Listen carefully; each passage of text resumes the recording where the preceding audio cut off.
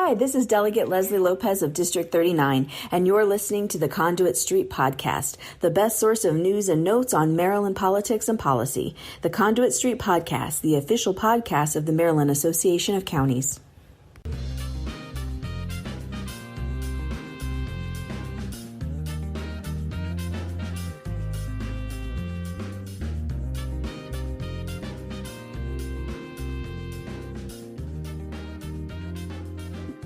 Hello and welcome to the Conduit Street Podcast. Kevin here with Michael Sanderson, and we do have a special guest today, DePaul Nibber.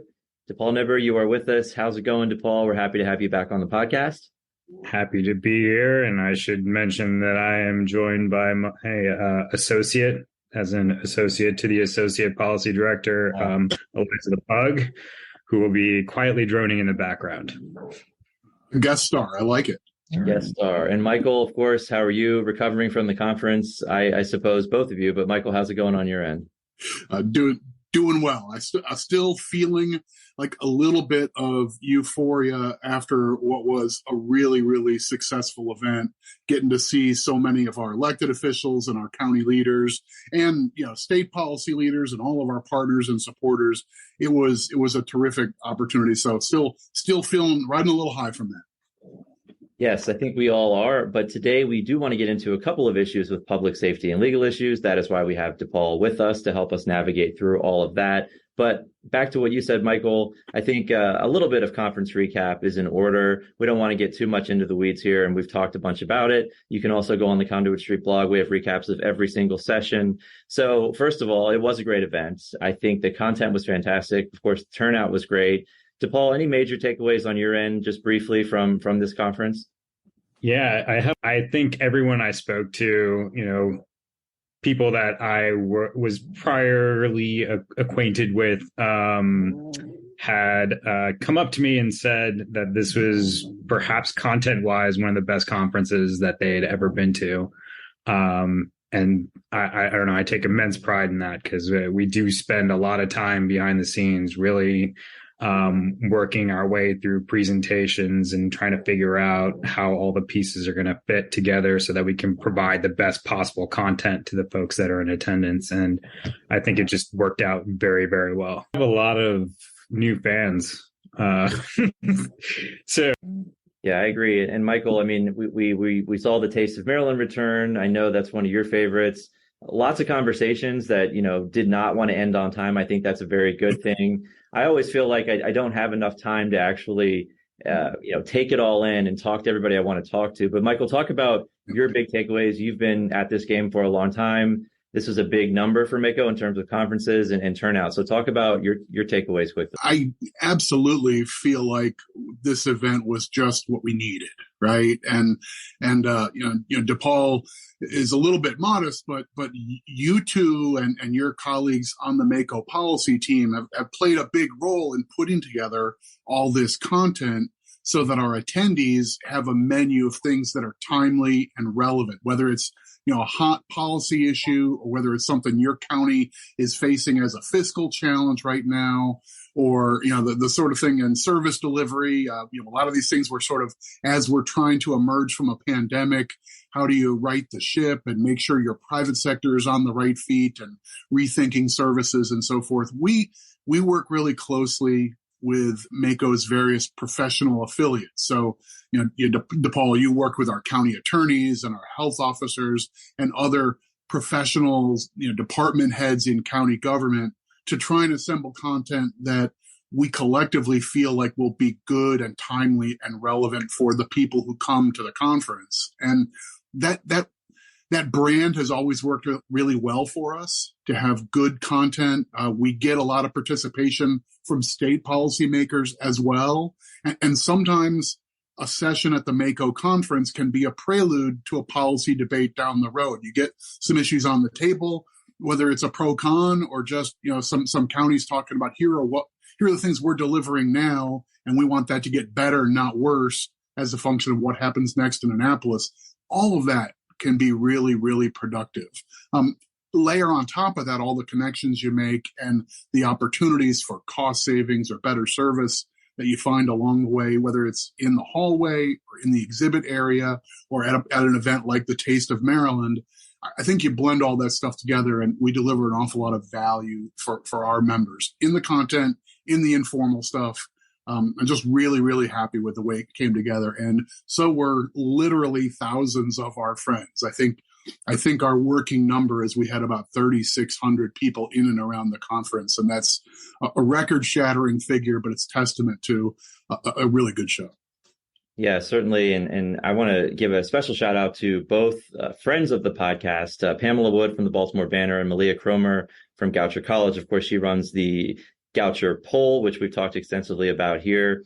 And they moderated a statewide candidate forum. That was fantastic. We also had a live podcast row. You can find more about that on the blog. I think that was great. I think it'll be bigger and better moving forward. And I was really excited again to see the live demonstration of NextGen 911. Just really fantastic technology, and MACo has worked very hard, and counties have been at the forefront nationally of implementing this technology. So that's super exciting. I always like the live demonstrations, but for me, gentlemen, I know everybody has COVID fatigue, but what I saw at this conference a lot was, counties have stories to tell. Counties stepped up during the pandemic and they learned a lot of things. And I think this was not only an opportunity for counties to tell those stories, but also to share the best practices that they learned from this pandemic so that everybody is on a more solid footing for the next disruption that comes our way. So I think that was one of my biggest takeaways. It was a great event. And again, check out the Conduit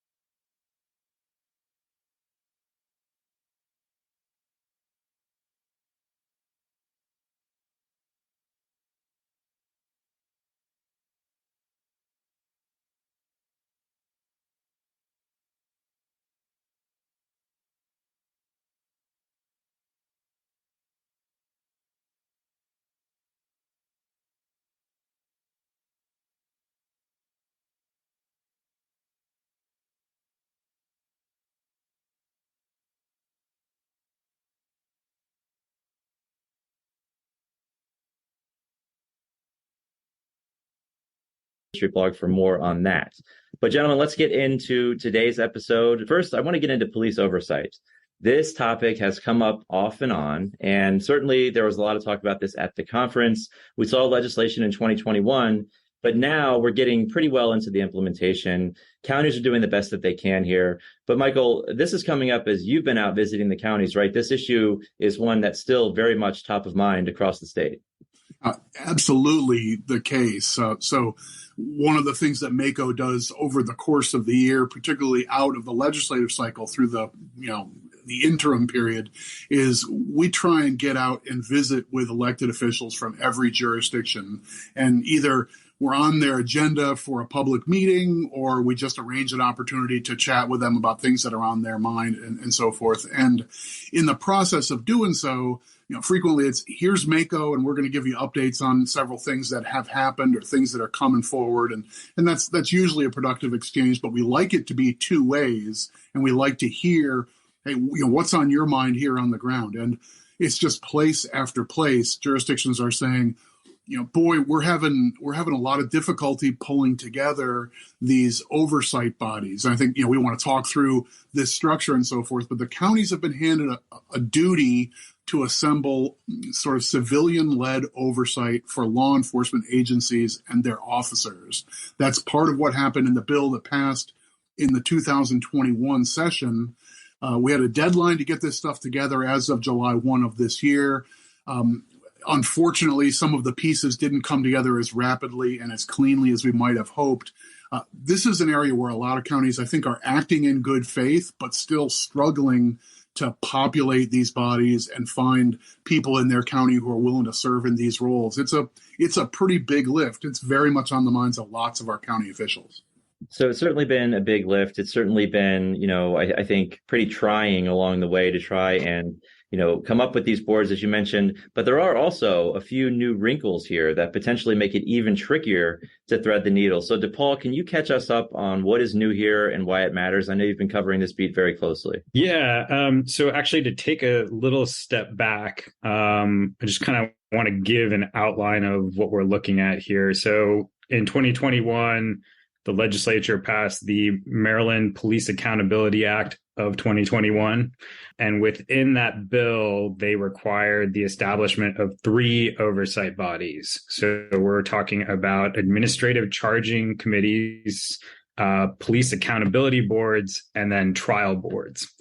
And essentially, the charging committee does exactly what you would think it does. It gets a case file from the police department. It looks it over and determines what charges should be brought against an officer, if at all. And it's supposed to do this according to a police disciplinary matrix that was established by the Police Standards and Training Commission, which is a part of the Maryland State Police. And once they've sort of established this discipline that's going to be administered, a police officer then has the opportunity to appeal to a police accountability board, or PAB, and essentially it goes like a normal hearing, and then the PAB has the ability to increase the discipline administered, or it could potentially vacate it. But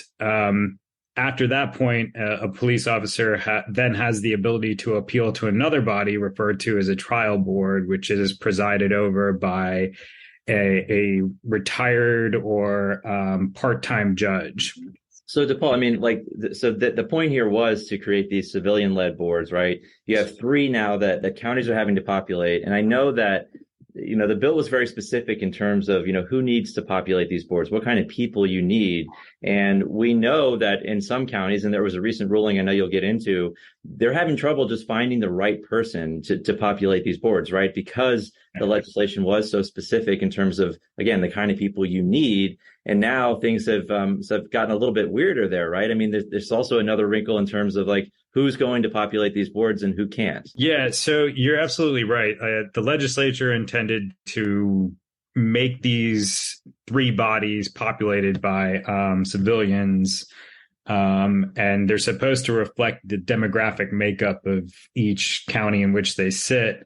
But what has happened is that there is now a training requirement that's required exclusively of your charging committees, the ACCs, that is 5 full days, so 40 hours spread over 5 days, that is supposed to be offered by the Training and Standards Commission. And they're supposed to come to a county and provide that training to these civilians so that they have a greater background in constitutional law, police practices, and other things that might be relevant to their work. But altogether, it's just too much, right? Because I know that anytime I have to leave for work or my wife has to leave for work, we have to make a whole lot of contingencies to make sure that, our work is being covered by someone else for 5 days if we're taking vacation. And in this particular instance, we're not even talking about vacation. We're talking about more work. So for your average civilian, I can only imagine how much hardship is imposed by virtue of having these kinds of requirements in place.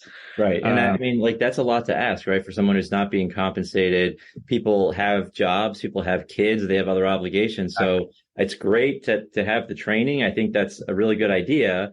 But maybe we didn't think this through in terms of, okay, well, what kind of people have the ability to just take 5 days and go through this intensive training? And again, I think it's important.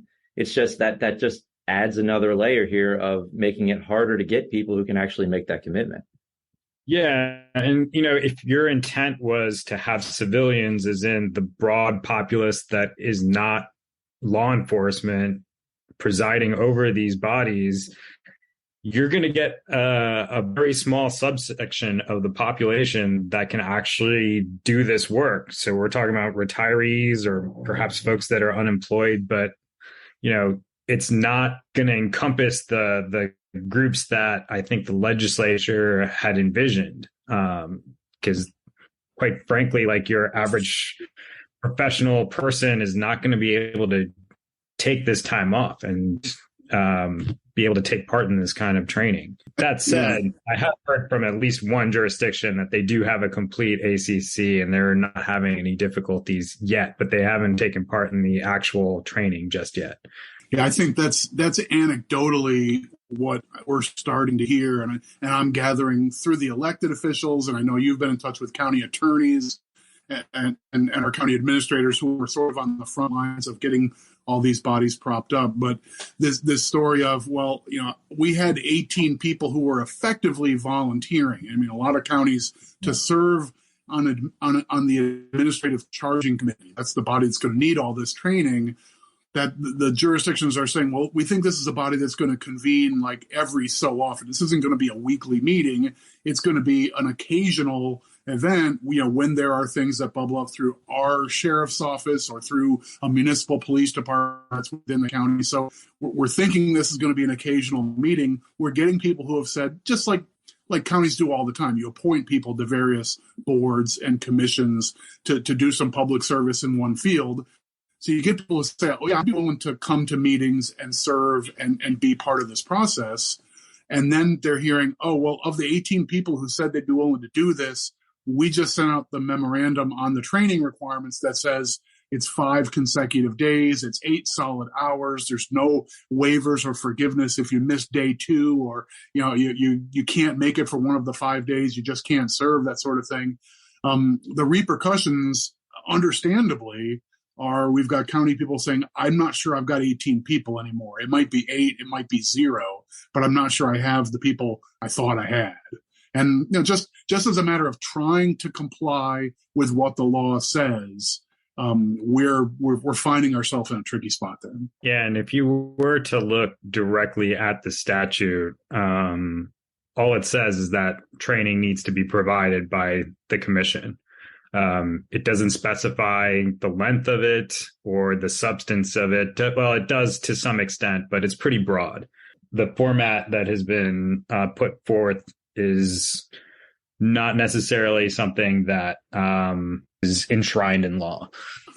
Yeah, I think it's the classic battle between the perfect and the good to some degree. There's a practical element of getting people who are effectively volunteers or getting nominal compensation to give their time for this service, and how much can you ask of those people? So I don't think what we're saying is the idea of getting these people proper legal training and training in techniques and so forth isn't valuable, because I think it surely is. The idea of these folks having some background that they can bring to bear in their service makes a lot of sense.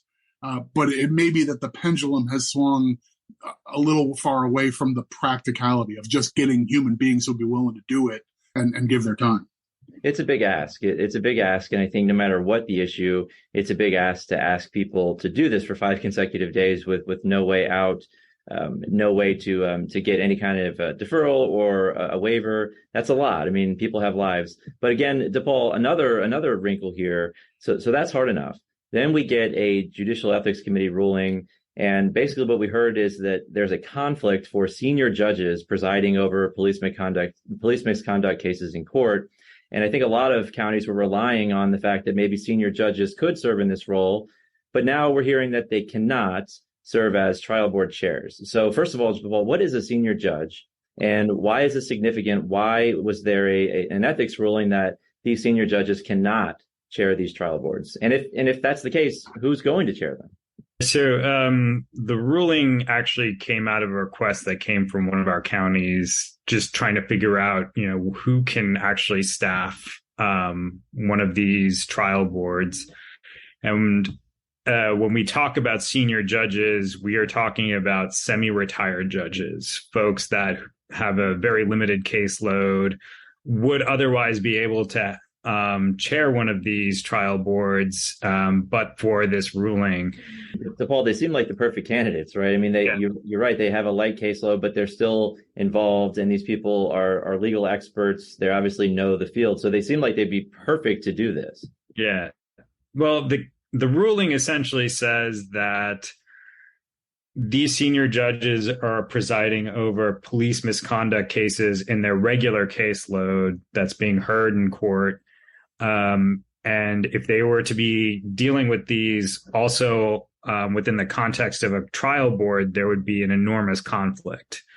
So essentially, without really taking a look at the individual judge's docket, the committee has basically said that, everything these judges, none of these judges can essentially preside over any police misconduct cases outside of, the courtroom context. That hasn't sat well with some county folks, because there's a lot of chatter that, these judges could potentially recuse themselves if there were some sort of conflict. And, every case needs to be looked at on a case by case basis. But in any case, I mean, all of our judges are going to defer to the Judicial Ethics Committee. And so, again, county's hands are bound. There's not much we can do there. So what do we expect in terms of chairs, DePaul? I mean, if they can't, who can chair these boards, and what does the process look like moving forward then? So it looks like the focus is going to be on, it's going to shift from senior judges more towards administrative law judges, who are at present receiving training from the Commission on Police Misconduct, and are in some jurisdictions already appointed to trial boards. The idea that is floating again around our county officials is that we need more of these ALJs available. Maybe the state could set up a pool such that, counties that have a shortage can potentially pick from this pool and finally be able to staff in their trial boards and have them functional. So it's fascinating stuff. I mean, obviously this stuff gets more difficult as the implementation goes on. And I think, the main point that Michael made earlier is that counties are doing the right thing here. They're trying their best to make this work, but it seems like there's a new issue every time you turn around. So these training requirements, they are extensive. And obviously, I think some of this definitely conflicts with the concept of civilian review, but this is a story that's still evolving. Counties are doing their best, as we said. And I guess we're going to stay on this and see how this plays out, DePaul, because again, this is something that is top of mind, and every county is working on this right now. You've heard from one county who's populated, one of these, but I think everybody's having trouble, big, little, urban, rural, finding the right folks to do this. So this is something that's going to continue to evolve. I want to get into another topic that we've discussed on here before. And DePaul, that's opioid settlements. I think it's apt timing to talk about this, but this is another story where we're into the implementation. We've talked a lot about it, but it's proving to be trickier and a lot slower than we had expected. Can you help catch us up here, DePaul? What are we looking at? Yeah, again, to take a step back, the opioid settlements stem from an agreement that was reached between Attorney General Frosch and Johnson & Johnson and three smaller distributors, or major distributors, but smaller entities. And the money was about, I think it would have amounted to about $400 million for Maryland altogether. What has happened is that we have had an agreement in place in terms of sharing that money between the counties and the state, put into statute, and essentially once the money is available, it will be distributed according to that agreement. But unfortunately, before that happens, the defendants, Johnson & Johnson and the distributors, have to agree to a consent judgment.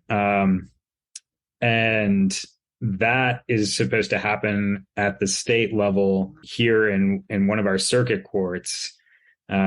That process, according to one of our county attorneys, has been gummed up a little bit. I think that, the defendants are perhaps objecting to minutia at this point, just kind of maybe stalling.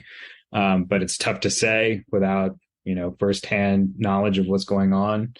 But that is really the final impediment to our counties getting that first bit of money from the settlement. I guess that's the bottom line, DePaul, that you and I both put a good deal of time along with a number of county representatives to try and iron out some of the details of the Maryland component of this big national settlement.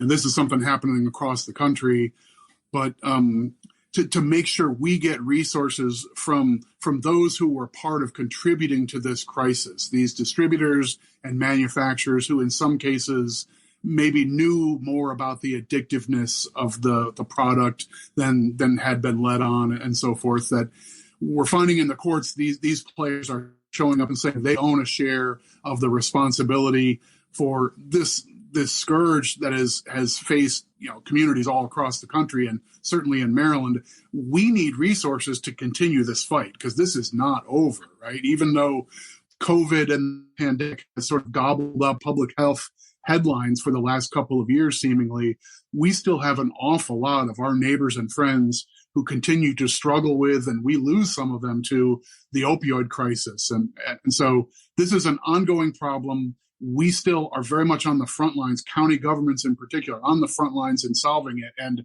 these resources over the years ahead are part of our plan to get back on our feet. So we need the help. I think that's kind of where we stand on this at the moment. Is that fair? Yeah. As we speak, we're recognizing that it's International Overdose Awareness Day, and that's work that continues 365 days a year. And this money is needed to make sure that we can keep up with the need. Since these settlements were first announced, we've had a number of other settlements kind of work their way through. We found out that there's going to be more money coming from the Sackler family, who were... That's the OxyContin. Right. Yeah. Yeah.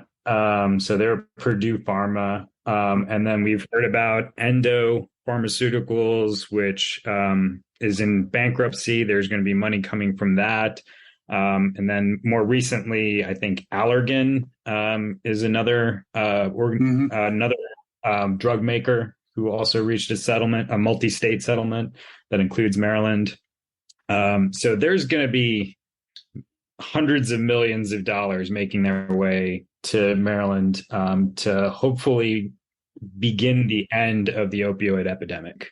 It is frustrating because, you mentioned it, Michael, you guys specifically, you and DePaul, and with our county attorneys, with the Attorney General's office, ironed out all the details, right? There was a lot of time spent negotiating here and making sure that we bring these resources back to the counties who are on the front lines, who need this help desperately.